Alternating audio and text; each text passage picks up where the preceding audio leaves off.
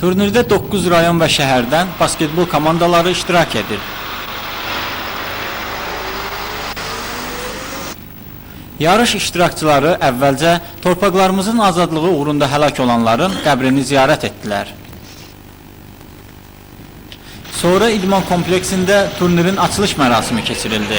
Tədbirdə Gəncə şəhər Gənclər İdman və Turizm Baş İdarəsinin rəisi Cümalik Rəhimov, Gənclər İdman və Turizm Nazirliyinin İdman Baş İdarəsinin rəisi Mirkamil Rəhimov və Basketbol Federasiyasının baş katibi Azər Qurbanov çıxış edərək yarış iştirakçılarına uğurlar arzuladılar.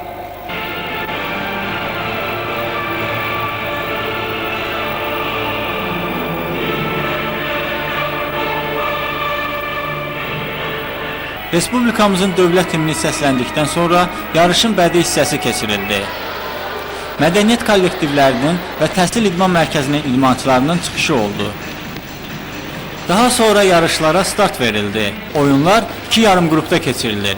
Birinci yarım qrupda Bakının Xətai, Cəlilabad, Gəncə, Abşeron və Xanlar rayonunun komandaları, ikinci yarım qrupda isə Şəki, Mingəçevir, Bakının Renat və Spartak komandaları oynayır. Yarışların baş hakimi İmaməli Abdullayevdir. İlk oyun Gəncə və Abşeron komandaları arasında oldu və Gəncəlilər rəqiblərinə qalib gəldilər. Turnir noyabrın 5-nə kimi davam edəcək. Hüsam Məmmədov, Vaqif İbrahim Xəlil, Xəbər Plus.